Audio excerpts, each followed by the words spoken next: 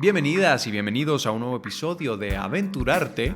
Yo soy Andrés Roma y el día de hoy está con nosotros Jimena Escalante, apasionada dramaturga, directora, guionista y docente, ganadora del premio de dramaturgia Juan Ruiz de Alarcón.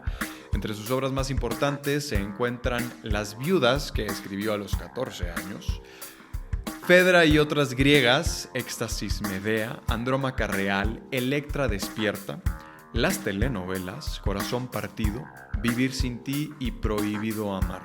Las obras de Jimena se han traducido al inglés, francés, alemán, griego, holandés, italiano, portugués y se han presentado en Nueva York, Washington, Ohio, Miami, Montreal, Quebec, Ottawa, París, Cannes, Venecia, Roma, Ámsterdam, Rotterdam, Atenas, Buenos Aires, Santiago de Chile y Madrid, entre algunos otros países. Disfrútenlo. ¿Estudiaste primero actuación o dirección de escena? Mira, yo vengo de una familia de teatristas. Ajá. Entonces... Tu abuelo, ¿no? Mi abuelo. Hasta fundador de teatro y todo esto. Así es. Entonces, crecí, gran parte de mi infancia la pasé en teatros, en camerinos, en la casa. Mi abuela además hacía diseño de vestuario y utilería, entonces la casa siempre estaba invadida de la vida teatral de alguna manera, ¿no? Entonces mi sueño era, pues, evidentemente ser actriz. Entonces empecé a actuar desde muy joven, sin ni siquiera estudiar. Desde niña hacía fotonovelas. No sé por qué, tenía bastante éxito en las fotonovelas porque había una actriz muy importante en las fotonovelas, argentina, guapísima, que se llamaba Marcela López Rey, que es como mi segunda madre. Y ella era la gran estrella de la fotonovela y ella dijo, no, Jimena se parece a mí y cuando yo era niña y que ella haga de mí cuando yo era niña, ¿no? Entonces se hicieron varias fotonovelas y entonces ahí empecé a actuar y luego me metí al teatro y a televisión sin realmente haber estudiado actuación. La cuestión es que yo sí soy también introvertida. Entonces de pronto empecé a tener así como un poco de miedo de estar en un escenario, ya a un nivel más serio, más profesional, y me empecé como a replegar de alguna forma, ¿no? Lo que sí hice siempre fue escribir. Okay. Incluso antes de saber leer y escribir, yo montaba en el edificio donde vivía, que vivía en un edificio donde habíamos una gran comunidad de niños. Entonces ahí organizaba yo las obras de teatro en los departamentos, en las azoteas, en el estacionamiento. Y luego se incluyeron adolescentes, trabajadoras de la casa, los de la tiendita. En fin, se empezó a hacer así como una comunidad de hacer pequeñitos shows. Órale. Y entonces, pues la escritura siempre ha sido lo que ha determinado, por así decir, la flecha de mi vida, ¿no? La flecha de mi vida artística. ¿Cómo a qué edad? Bueno, antes que nada, bienvenida a Aventurarte. Muchas gracias, no, al contrario. Un gusto estar aquí. Igualmente. ¿Cómo a qué edad empezaste a sentir pues como este rechazo hacia el escenario por esto de lo introvertida? Pues alrededor de los 18, 20 años, que fue cuando ya me metí a estudiar dramaturgia y dirección de escena, que estudié en el CUT, con Ludwig Margules, con Gurrola, y tenía la fantasía de irme a estudiar dirección de escena a Polonia y a Checoslovaquia, y Ludwig me dijo, no, ¿cómo crees? ¿Para qué te vas para allá? No, vete a España, vete a Francia, vete a lugares a donde puedas realmente ver mucho teatro. Y eso hice. Entonces me fui a estudiar dramaturgia y dirección de escena en España, donde viví pues, muchos años, en Madrid, en la Real Escuela Superior de Arte Dramático. Ahí, pues bueno, me dediqué a estudiar y a tener hijos. Lo cual estaba muy bien porque pues mientras yo estudiaba, mi hijo mayor iba a la escuela, entonces teníamos los mismos horarios. Y entonces yo lo llevaba, iba a mi escuela, yo salía de mi escuela y lo recogía y luego hacíamos la tarea juntos. Entonces, pues fue una maternidad y una educación, la verdad, hermosísima. Interesante, ¿no? Qué sí. Padre. ¿Cuánto tiempo sí estudiaste actuación formalmente? Pues mira, yo estudié actuación formalmente en una escuela, y estudié, digamos, se puede decir, la carrera, aunque yo era pues, una adolescente, era la más joven de ese grupo, una escuela que está se formó en los edificios Vizcaya, que están en la calle de Bucareli, que era una escuela que había hecho Miguel Córcega y una serie de actores que venían justamente de la compañía de teatro clásico español de mi abuelo. Entonces, esos actores que ya tenían un nombre y toda una experiencia, como sucede normalmente, pues hicieron una escuela, ¿no? Como después se hizo Casa Azul, o como después se han hecho infinidad de escuelas o de talleres de formación especializada, ¿no? Entonces, bueno, yo en el Instituto Arte Escénico, ahí estudié actuación y luego ya me fui claramente al CUT. Y luego tomé muchos talleres de actuación con todos esos actores, ¿no? Con todos esos actores profesionales de la compañía de teatro clásico español. Y todos ellos daban cursos, talleres. Y hasta la fecha, y ojalá siga siendo así, la formación de los artistas tiene una parte, digamos, sí, académica, ¿no? Es decir, como tú, ¿no? Vas a tal escuela y ahí en esa escuela estudias los 3, 4 años, las asignaturas pendientes, etc. Pero lo interesante, a mi modo de ver, es lo que estudias en paralelo. Los talleres a los que vas, el pequeño curso que tomas aquí y allá, las tribus que vas formando, con las que te vas creando pues eso, una tribu, una familia, ¿no? Y eso para mí fue, yo creo que muy importante. Por supuesto, la carrera que yo hice en España, en la Real Escuela Superior de Arte Dramático, que es una escuela extraordinaria, maravillosa en todos los sentidos. También tuve oportunidad de tomar muchos talleres así con directores importantes o dramaturgos de ahí que me nutrieron muchísimo, tanto más que la carrera, ¿no? Entonces, pues sí fue y ha sido y sigue siendo un camino de estudio constante y permanente, ¿no? Yo creo que no terminamos de aprender, no terminamos de estar, no terminamos de hacernos, ¿no? Estamos vivos y nada como seguir aprendiendo y preparándose, ¿no? Entonces yo sigo estudiando. Claro. Y además me fascina y sigo aprendiendo además cosas que no tienen necesariamente que ver con el teatro, pero que con mucho alimentan mi conocimiento teatral y me permite tener una mirada más profunda justamente de mi quehacer. De actuación ya no has hecho nada, ¿no? De actuación no he hecho nada. ¿Y no te gustaría regresar? ¿No te llama la atención? Sí, cómo no. ¿Sí? De tanto en tanto hago cosas así como dirigir algunos espectáculos y yo hago ahí un papelito, una presentación, cosas así. Pero me muero de ganas, pero nadie cree en mí, no creen en mí, o sea, me dicen, tengo amigas que tienen castineras, oye, mándame a los castings, ofréceme, ay Jimena, ¿cuándo vas a venir a hacer un casting y hacerlo 2 veces? ¿Y cuándo vas a dedicar 15 minutos a hacer esto? No me creen. Y a los amigos directores, oye, dame el papel de la señora que entra, da la carta y luego ya se va, aunque sea eso. Claro. No. No confían en mí, creen que no tengo suficiente... Bueno, no sé, no me atrevería a decir capacidades o talento, pero sí como paciencia. Qué loco, como que a veces sí, siento que en esta carrera quizás sí, bueno, en esta industria más bien, pues te categorizan un poco, ¿no? Entonces como que si eres ya, no sé, el director o la escritora, es como, ¿cómo vas a actuar, no? O viceversa. Siento que eso se da un poco en esta carrera, que no debería de ser. Pero bueno, sin embargo, con eso, pues tú trayendo toda esta amplia experiencia y conocimiento de actuación y de dirección, pues ¿qué habilidades especiales o conocimientos crees que te aporten para escribir? Muchísimo, pero muchísimo. La escritura y la actuación yo creo que son los mismos ingredientes puestos de distinta forma, ¿no? Nada tan parecido a un autor como un actor y viceversa, ¿no? Tenemos una preocupación por las mismas cosas, ¿no? ¿Quién es el personaje? ¿Qué siente? ¿Por qué decide esto? ¿Por qué no decide el otro? ¿Por qué va aquí? ¿Por qué va allá? ¿No? Entonces, bueno, lo resolvemos con otras herramientas, pero son las mismas preguntas. O sea, yo tengo la obsesión en mi escritura de dar la mayor cantidad de respuestas al actor en los textos, ¿no? Okay. Entonces, bueno, por ejemplo, a mí no me gusta poner acotaciones o didascalias, ¿no? Yo creo que en la acción dramática, en el diálogo debe de estar expuesto todo lo que está pasando, ¿no? Entonces, es mi obsesión a tal grado de que en ese diálogo quede clarísimo todo, sin necesidad de que yo tenga que acotar, se enoja, se levanta, cosas así que no tienen ningún sentido dramáticamente hablando, ¿no? Entonces, mucho me ha servido la actuación, mucho.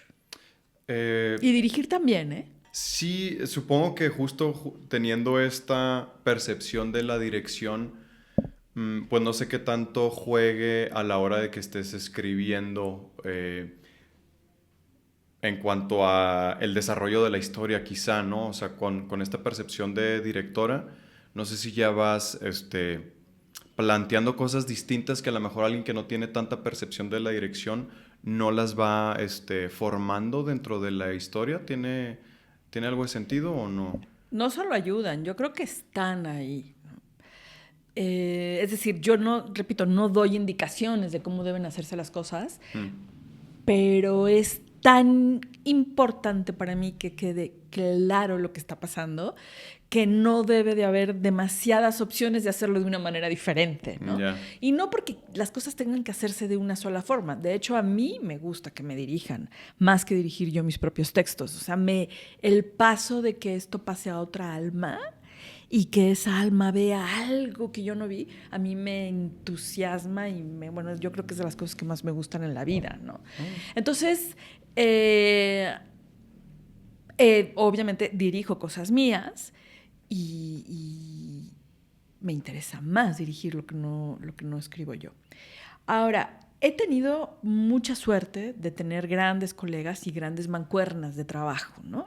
Me ha pasado con los directores con los que más he trabajado y con los escenógrafos y iluminadores con los que llevo años trabajando, que yo entrego el texto y ellos me contestan sus primeras impresiones dándome información, sugerencias o la sensibilidad y la imaginación que en ellos despertó esto, exactamente como yo me lo imaginé, ¿no? Entonces, cuando yo estoy escribiendo, me estoy imaginando las cosas con tales y tales coordenadas y ellos me responden después de su primera lectura exactamente lo mismo. Una cosa así, se me eriza la piel de acordarme de esos momentos, ¿no?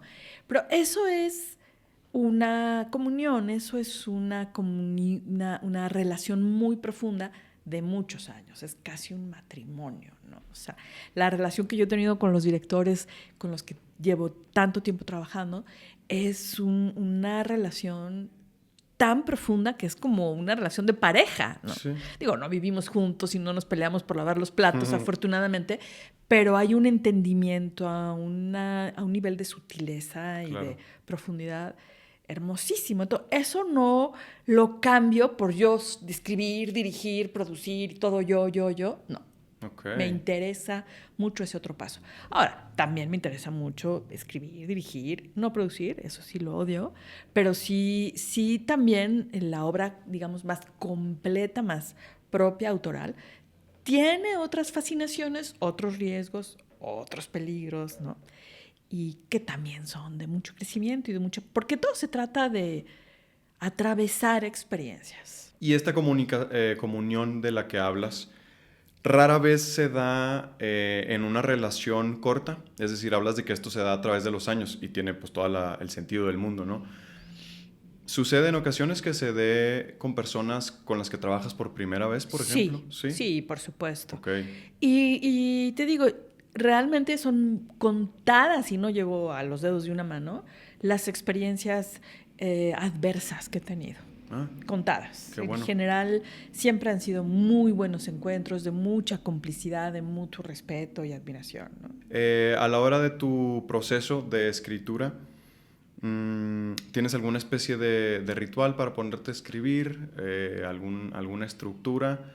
¿O simplemente es, por ejemplo, ¿no? Cargas con tu libretita y tu pluma? Supongo que evidentemente cada que surja alguna idea de estas que se aparecen de la nada, ¿no? En la vida cotidiana, pues corres a escribirla, ¿no? Ya a la hora de que te sientas a bajar una historia como de una manera más estructurada, ¿tienes alguna especie de ritual? No tengo no te podría decir si es un ritual. Sí puedo decirte que trabajo diario. O sea, sí escribo de domingo a domingo diario. Okay. aunque sea poquito, ¿no? A veces, hoy en día hay que hacer tantas cartas, el carpetismo y, en fin, reuniones de trabajo, etcétera. Porque trabajo con muchas cosas a la vez. Escribo teatro, escribo cine, escribo series de televisión, escribo narrativa también. Entonces estoy con varios proyectos al mismo tiempo. Entonces hay algunos proyectos que son muy demandantes socialmente y hay otro tipo de proyectos en los que sí requiero mucha intimidad y mucha soledad, ¿no? Claro. Perdón. Todo bien. Entonces, procuro dedicar a esos proyectos como de más trabajo íntimo y personal, hacerlo de madrugada. A mí me gusta, no soy nada nocturna, entonces yo me despierto a las 4:30 de la mañana y trabajo un par de horas feliz en un silencio absoluto y es lo que más me gusta. Ese es mi horario de trabajo preferido. Ya después de eso hago también, ya son las 6:30 de la mañana, 7 de la mañana, ya hago mi clase de yoga, ya me dedico al mundo. A la vida, ¿no? Claro. Pero ese es mi horario. Y de noche lo he hecho algunas veces porque no me queda de otra, ¿no? Por las presiones o incluso lo he probado y lo he experimentado. Es decir, a ver, ¿qué pasaría si invierto un poco? Y no me funciona. No soy nocturna. Yeah. Entonces tengo muchos amigos nocturnos y se asombran de mí, ¿no? De que yo a las 9 de la noche ya le digo adiós al mundo. Para levantarse a las 4 de la mañana hay que estarse durmiendo a las 9 de la noche, por supuesto. Justo hablan de que a las 4 de la mañana el cerebro entra en unas ondas especiales, ¿no? No recuerdo cuál era el nombre de las ondas, pero tiene esta particularidad de que la concentración y como que la conexión es especial. Profunda, nítida, es fascinante. Siento que aparte de estar en estos estados de las ondas del cerebro, pues el hecho de, o sea, te levantas e inmediatamente te vas al cuaderno. Me levanto y me tomo un tecito, ¿no? O sea, me preparo, me lavo la cara, los dientes, o sea, porque tampoco es así dormida, ¿no? Ajá. Me levanto, me lavo la cara, me tomo un té y ya me siento. Inmediatamente. No veo el teléfono, no veo mensajes, no tomo contacto con la realidad en lo absoluto. O sea, son 2 horas de inmersión total. Ok, y procuras que sea todos los días. No todos los días, porque a veces me tengo que desvelar, porque voy al teatro, porque la vida tiene una demanda importante, pero muy, muy, muy seguido. Sí, porque aparte, a eso iba con esto de, aparte de las ondas del cerebro a esa hora, como que el llegar a sentarte a escribir estando pues casi dormido, ¿no? Por más que te hayas lavado la cara. O sea, yo de pronto, en un punto tomé el hábito de levantarme y escribir en las mañanas, justo por este libro de Julia Cameron, ¿no? De El Camino... 4 a.m. No, El Camino del Artista, The Artist Way. Ah, sí. Que habla de las páginas matutinas y que entonces sea lo primero que hagas al levantarte, ¿no? Entonces, yo por más que me lave la cara ahí como con agua fría y tome agua y ya entre como luz a mis ojos y todo esto, pues sí hay algo de particular de todavía llegar un poco somnoliento al cuaderno, o sea, así como que pues estás en otra vibración, en otra frecuencia, que siento que a veces ayuda bastante porque como que incluso conectas más quizá con, pues ahí como que con el subconsciente o cosas que no traes tan activadas al estar todavía un poco ahí medio dormido, ¿no? Entonces creo que eso le da un poquito de onda, ¿no? A la escritura. Es que también es una cuestión biológica. O sea, yo he sido madrugadora toda mi vida. Yo sí me levanto temprano, pero me duermo temprano. Entonces también es una cosa que me conflictúa porque tengo que ir al teatro y al teatro pues, muchas obras ya son las 10 de la noche y a esa hora idealmente, yo ya estoy soñando, ¿no? Claro. Porque siempre he preferido y es un impulso biológico, es mi naturaleza. Sí, claro. Me despierto muy temprano y de buen humor. ¡Qué bueno! Porque yo no entiendo la gente que se levanta de mal humor, ¿no? Y entonces, pues, y por ejemplo, mis hijos, que también ha sido un tema. Mis hijos son nocturnos también, biológicamente. Es decir, no había manera de llevarlos a la cama a las 8 de la noche, ¿no? Y hasta la fecha, ahora que pues, ya tienen una vida cada uno de ellos, pues, a veces ellos se duermen cuando yo me estoy despertando. Quizá tiene que ver con la edad, ¿no? También, como que, digo, no sé cuántos años tengan, pero hay algo pues de la juventud de querer desvelarse más y pasar despierto la noche, ¿no? Yo sí soy de estas personas que se levantan, o sea, si me levantas súper temprano, a las 3, 4 de la mañana, yo sí voy a andar un poquito de mal humor. De mal humor. Quizá no de mal humor, pero sí voy a durar mucho tiempo en reaccionar. Sí, de por sí te digo, soy más retraído y todo esto. Si me levantas a las 4 o 5 de la mañana, las primeras 2 horas voy a estar así dormido. Haz de cuenta que estoy dormido con los ojos abiertos. No me encanta, pero pues así es como se me da. Componentes imprescindibles, Jimena, de tus historias, de tus personajes. Escribes mucho, evidentemente, pues de tragedias griegas, etcétera, ¿no? Eso siempre está como muy presente en tus historias. Sin embargo, algunos temas, algunas particularidades de tus personajes. Temas que son, digamos, obsesión para mí es la mujer, ¿no? Uh-huh. La mujer en sus distintas etapas, ¿no? Tuve un momento que me interesó mucho la infancia, luego la adolescencia. Ahora me interesa mucho la maternidad, la relación madre-hija, el linaje, cómo se transmite a través de la sangre y las relaciones de madre-hija, pues cosas muy profundas de comportamiento humano, ¿no? Me interesa mucho la religión, los lazos religiosos, qué es la fe, qué es Dios. Me interesa en ese sentido mucho también la violencia. Que tú me dirías, bueno, ¿y qué tiene que ver la religión con la violencia? Hay un vínculo ahí, un mutuo, una liga muy poderosa. Y la violencia siempre ha sido una marca en mi obra, ¿no? En todos los sentidos, no nada más la violencia explícita, que eso corresponde mucho también a la puesta en escena, lo que los textos invitan a la puesta en escena. Muchas puestas en escena mías han tenido una violencia explícita, a veces para algunas personas insoportable, pero también la violencia psicológica, la manipulación emocional, ¿no? Entonces, ese hoy en día es mi gran asunto, ¿no? Cómo la violencia escondida opera y funciona en las relaciones humanas. ¿Te apoyas en otras personas como para que te den una especie de feedback a la hora de que estás escribiendo? Pues depende de los proyectos. También soy muy estudiosa y soy muy clavada. Entonces, cuando estoy metida en un tema, me sumerjo a lo bestia, ¿no? Sí me apoyo. He hecho maestría y doctorado en violencia. Y tengo mis maestros de mi maestría y de mi doctorado con quien tengo relación importante. Y en las especialidades de ellos me asesoro mucho, ¿no? Tomo incluso pequeños cursos con ellos independientes que tienen que ver con filosofía, con historia de las religiones, con filosofía de las religiones, un poco con psicoanálisis, con teoría política, que también es un tema que me fascina.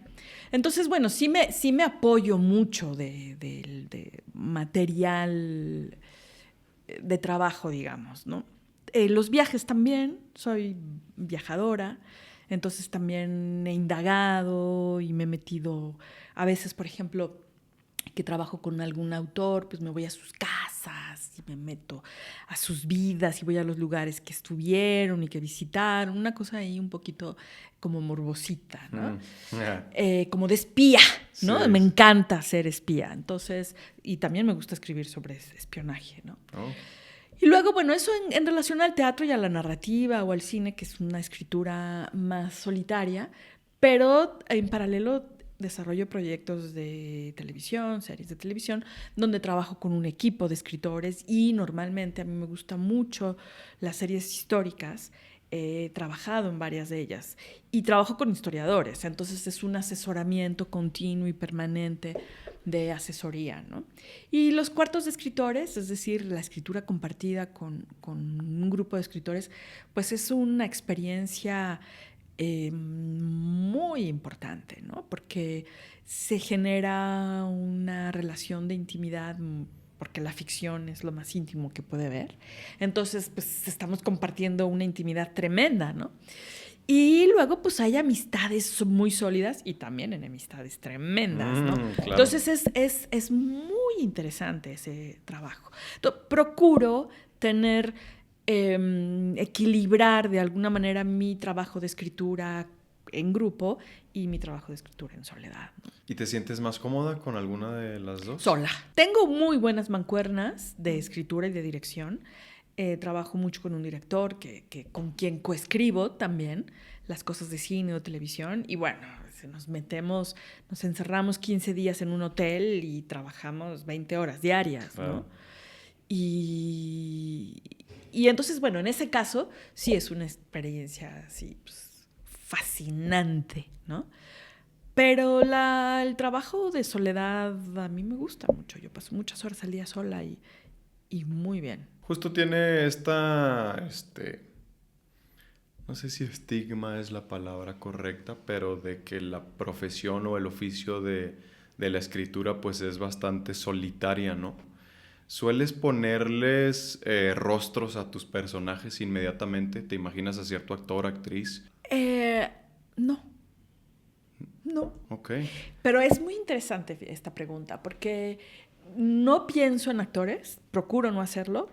Siempre, además, es una cosa que evito.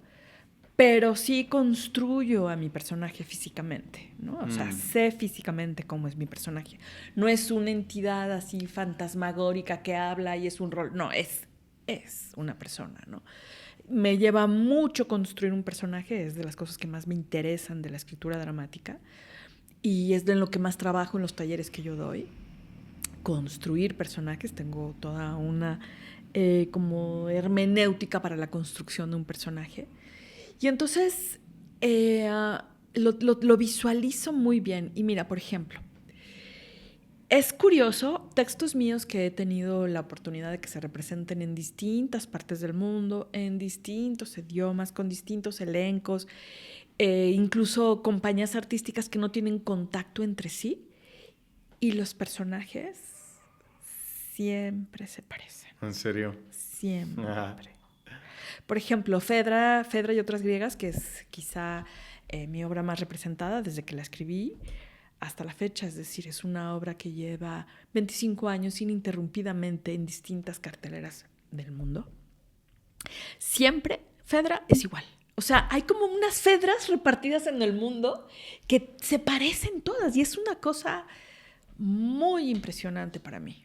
En su momento, o sea, las primeras veces que yo iba viajando para ver las representaciones, yo decía, no puede ser que exista una Fedra igualita, la de aquí que la de allá, ¿no? No, me afectaba incluso eso, ¿no? Pero luego ya las iba reconociendo y ahora ya me pasa que voy así por la vida y digo, mira, esta tal está el personaje y esta otra está el otro personaje, ¿no? Entonces, yo pondría la pregunta en un sentido al revés, ¿no? Es decir, hay actrices que tienen un arquetipo emocional y físico que atraen los textos, ¿no? Y nos encontramos. Y eso alrededor del mundo, o sea, todas las Fedras que se han hecho por el mundo son idénticas. Es impresionante. ¿Te da como pudor que te lean o ver la puesta en escena de tus obras? No. ¿No? ¿Nunca ha existido eso? Sí, a veces, ¿no? Sí, en las funciones a mí me gusta sentarme siempre en un lugar en donde no soy muy vista, pero puedo yo estar compartiendo la experiencia del público y analizándola, esta cosa de espía que tengo, ¿no? Un poco. Entonces me ubico en un lugar, en las butacas, en donde veo a la gente, sus reacciones y todo. Entonces, ha habido momentos en donde sí, yo digo, qué bueno que no me están viendo. Qué bueno que estoy aquí escondida, ¿no? Y que sí me puede dar un pudor, pero en general no, ¿eh? En general es una cosa como de un valor muy particular, el valor del dramaturgo, ¿no? Porque ya escribiste la obra y la entregas al mundo y que el mundo se encargue. Claro. Entonces, ahí en ese desprendimiento, la verdad es que afortunadamente ha funcionado bien. Porque sí, he hablado con algunos escritores, escritoras, y sí existe este mismo pudor que nos da a nosotros los actores un poco, ¿no? Al verse en pantalla, que dices, híjole, como que... ¡Qué horror! Otra vez yo, ¿no? Sí, te da un poquito ahí como, pues justo como de pudor, ¿no? Que bueno, yo siento que es lo más sano poder soltarlos siendo escritor, director, actor, lo que sea, es lo más sano, ¿no? Evidentemente. Ahorita que justo hablabas de tus obras alrededor del mundo, no tengo idea de cómo funciona esto, de cómo es un poco el procedimiento justo de, pues cómo llega una obra a tener este alcance. No sé, por ejemplo, los libros, pues existen las ferias de los libros y todo esto. Siento que es un procedimiento completamente distinto. Pero cómo puede llegar una obra a tener tanto alcance y luego cómo funciona el uso de los derechos con las obras. Mira, ¿cómo puede tener una obra un alcance? Hay varios hilos. Por un lado, hay algo impredecible en la vida de un autor y de una obra, incluso yo diría algo mágico, algo que no tiene nada que ver ni con tu deseo ni con tu voluntad. Es como si la propia vida de la obra va escogiendo su lugar, sus personas, su destino y sus propias experiencias, ¿no? Como que cada obra en su vida y su corazón mismo, porque tiene la obra su propio corazón, pues va trayendo ciertas cosas inesperadas, insospechadas, misteriosísimas y raras. Pero por otro lado, evidentemente, también hay un factor de la importancia del libro y la importancia del boca a boca. Yo tuve una obra que no sé cómo llegó a distintas personas en el mundo. No tengo ni la más remota idea. Grito al cielo con todo mi corazón, ¿no? No sé cómo llegó a esa obra y se montó en distintos lugares, en Panamá, en España, en Francia. ¿Cómo llegó? Entonces, algunos textos que yo termino de escribir se los entrego a las directoras o las personas con las que he trabajado y ellos mismos pues lo pueden ir compartiendo, ¿no? Claro. Y otras veces la gente va al teatro, ve la obra y busca la manera de buscarte, ¿no? O se entera por una amiga o por un amigo. Es decir, las relaciones humanas, lo que pasa en la comunicación entre nosotros es lo que sigue siendo fundamental en el teatro, ¿no? Mis libros sí han viajado, se presentan en ferias de libro, etcétera, y pues han salido cosas por ahí, pero la verdad de las cosas es que el camino de las obras siempre ha sido por alguien que la ha visto, alguien que la ha escuchado, alguien que se la han recomendado, alguien que de alguien en alguien se va construyendo así como un mapa, una geografía que va llamando el texto, ¿no? Entonces eso a mí me emociona mucho. ¿Tienes algún montaje fuera de México de alguna de tus obras que haya sido bastante particular? O sea, que te haya resonado quizá hasta por el lenguaje tan ajeno a ti, o alguna otra particularidad que haya tenido algún montaje tuyo. Pues la mayoría de ellos, la verdad, me ha gustado mucho lo que ha sucedido. Ha habido experiencias tremendas. Hace un par de años hice una ópera de cámara en Viena, en el Festival de Música Internacional de Viena, con un equipo de artistas impresionante. Con uno de ellos yo había trabajado, es mexicano. Bueno, los dos son mexicanos, pero llevan mucho tiempo viviendo en Austria. Y hicimos una ópera sobre Caperucita Roja. Y fue muy impresionante. Es decir, porque además la construimos en gran parte por Zoom. Claro. Entonces trabajábamos por Zoom, yo escribía, nos juntábamos una vez a la semana y fuimos como construyendo este espectáculo. Ellos sí, en vivo, pero yo por Zoom. Entonces obviamente yo no fui a los ensayos. Entonces fui unas semanas antes del estreno y cuando vi aquello fue muy impresionante. Y el espectáculo en sí era muy, muy, muy fuerte. Realmente fascinante. Entonces, bueno, pues de ahí surgió la necesidad de seguir haciendo otra cosa y ahí seguimos trabajando, ¿no? Claro. Tu pregunta de los derechos.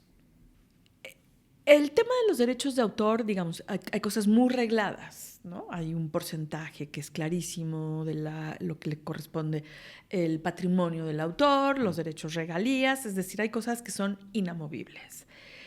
Pero siempre hay un terreno muy subjetivo y muy sutil de hasta dónde llega el derecho de un director sobre un texto, ¿no? Y entonces, bueno, algunas veces han tomado textos míos y me dicen, oye, es que yo nada más quiero la mitad o quiero este monólogo de tu texto, pero lo demás yo lo quiero intervenir. O no. Entonces ahí viene todo un camino de negociaciones, ¿no? Que también está muy reglado, ¿no? Que si tú vas a montar una obra y vas a editarla, pues tienes que preguntarle al autor qué partes quitas, por qué tanto porcentaje del texto original está ahí. Entonces la obra es de Jimena Escalante o basada en Jimena o inspirada o tomada de textos libres. Hay una diversidad de posibilidades, pero sí te puedo decir que la batalla de un autor por defender su obra y sus derechos es algo constante y permanente. Sí, existen, pues justo como dices, tantas posibilidades que entonces a la hora de la negociación las posibilidades van a ser igual de infinitas, ¿no? Y tantas locuras que se le pueden ocurrir a los directores o quien sea que la vaya a querer montar, el productor o algo, que debe de ser un caos, me imagino. Aparte de esto, ¿qué dirías que hay que saber de esta industria o de este oficio, de la dramaturgia, de la escritura? Bueno,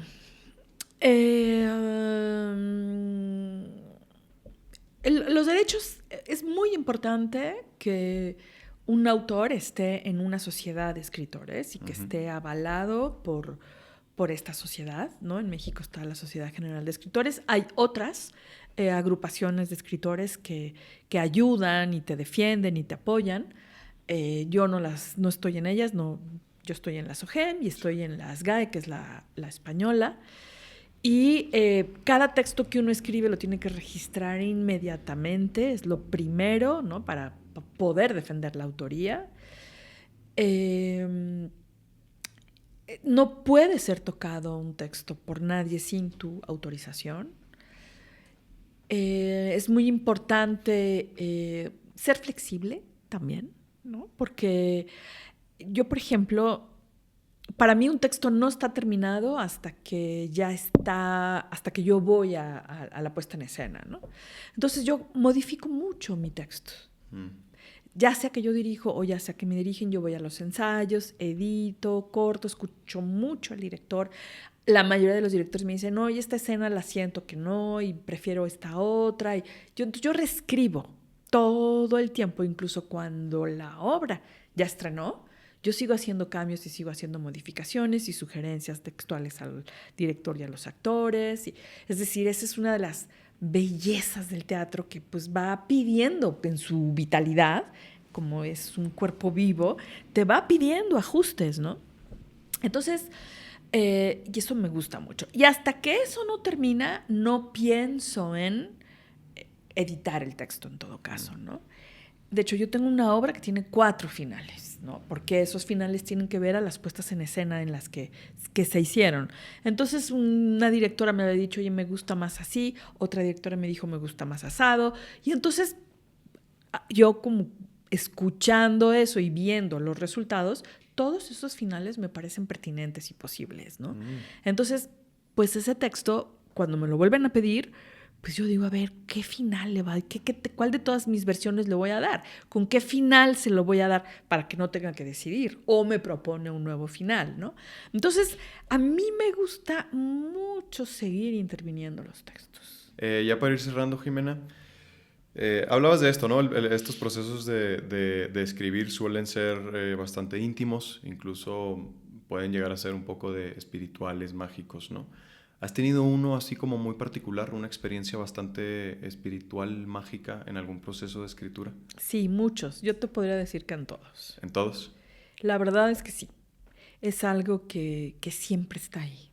Siempre. Siempre se conecta, ¿no? Ahí. Siempre me pasan cosas muy, muy, muy, muy especiales y particulares. Y escucho eso, ¿eh? Y soy muy perceptiva y muy atenta a lo que te está ofreciendo ese mundo sutil.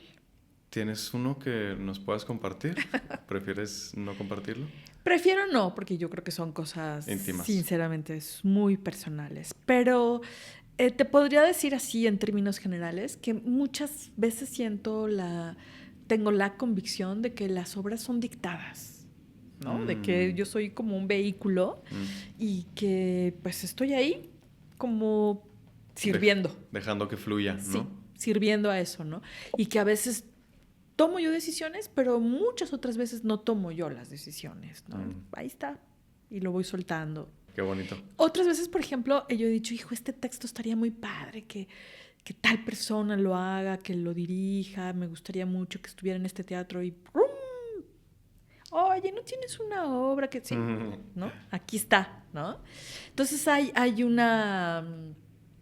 digamos, el mundo de la ficción es muy generoso. Sí. Si uno lo escucha y forma parte de eso, con respeto y con dedicación, para mí lo que es fundamental es, si eres dramaturgo, escribes. Si eres director, diriges. Si eres actor, actúas, ¿no?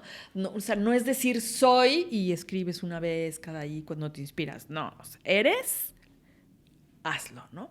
Entonces, en esa dedicación, en esa entrega, en esa disciplina, la ficción te da, ¿no? Entonces, si escuchas y estás ahí, pues las cosas suceden de una manera que, sinceramente, tú eres eso. Tú estás ahí nada más como siendo llevado, ¿no? Te están llevando. Y hay que dejarse, y las cosas salen. Claro, sí. Dejándose fluir, ¿no? ¿Tienes alguna meta o algún ideal? Metas ideal. Ideal es, o sea, yo creo que cada vez es más difícil escribir. Sí, ¿por qué?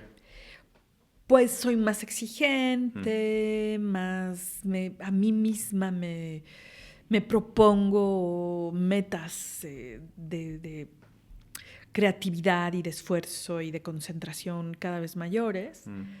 Entonces, cada vez es más difícil, no en el sentido de qué pesado, sino de rigor, ¿no? De lo que supone de mí, ¿no? Entonces, mi ideal es que esto no pare, ¿no? Es que yo siga teniendo esta hambre de escritura y que siga teniendo esta capacidad de seguir creando con inteligencia, con creatividad, con sentido, que llegue a los demás, ¿no? Porque no se trata de que, ay, qué bonita es mi vida, yo conmigo misma escribiendo aquí, viendo el techo. No, de lo que se trata es poder compartir, ¿no? Y que lo que me preocupa a mí le preocupe a otros y que haya esa afinidad, ¿no? Mi mayor ideal es que suceda ese momento especial que ha sucedido muchísimas veces, donde el público se pierde a sí mismo, el público se olvida, las personas que están ahí se olvidan de sí mismas y están embebidos en esa historia y algo pasa, algo en sus vidas pasa, ¿no? Eso es lo que yo quiero. Qué bonito. ¿A qué te hubieras dedicado si no fuera al arte? ¿A qué me hubiera dedicado si no fuera al arte? A los animales. Como en una onda de veterinaria, o sea, medicina animal o cuidado de animales? Pues mira, a mí me gustan mucho los pájaros. ¿Ah?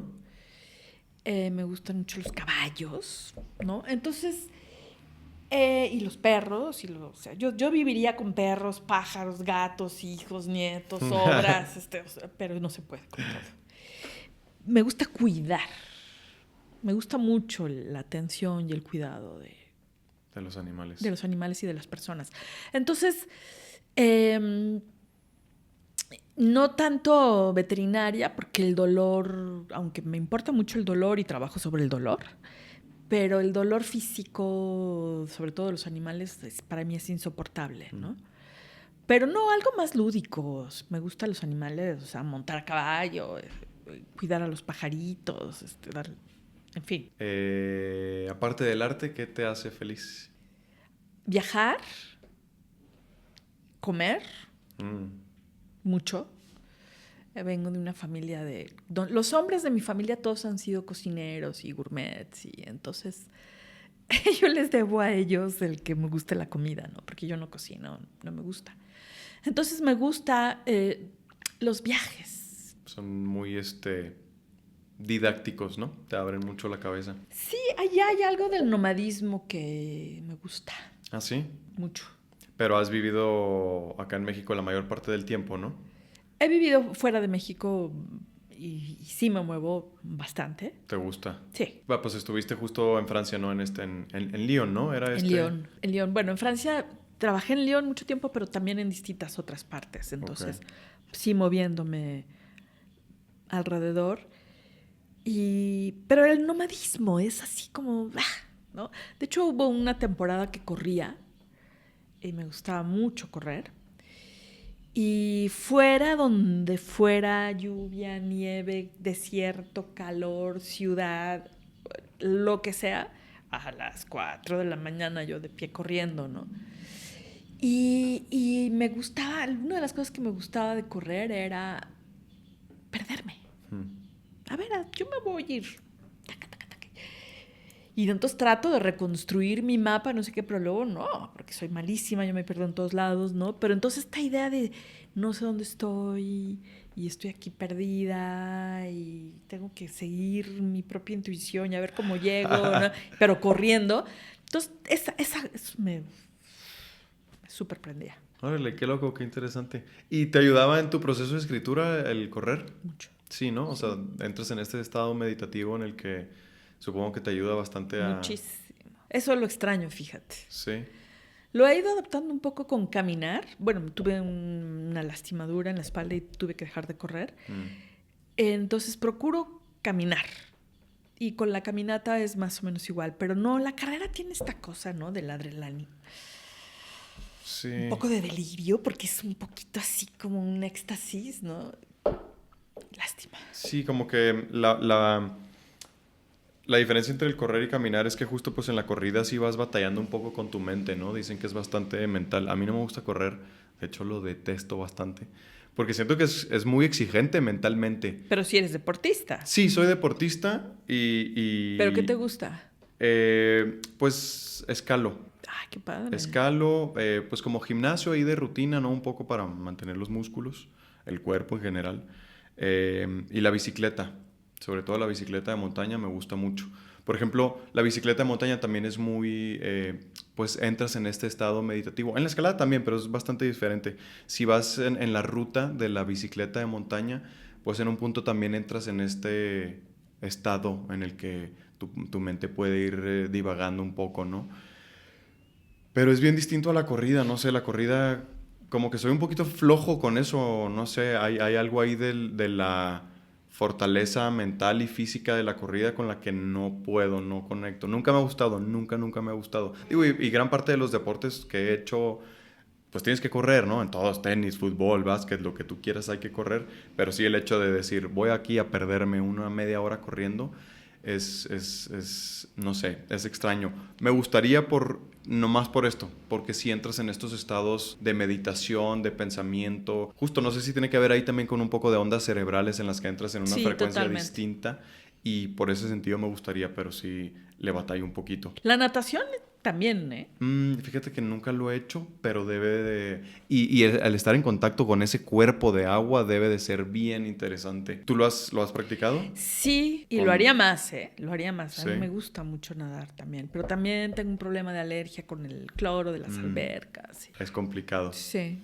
¿Tus redes sociales, Jimena, cómo te encontramos? Sí, Jimena Escalante en Instagram.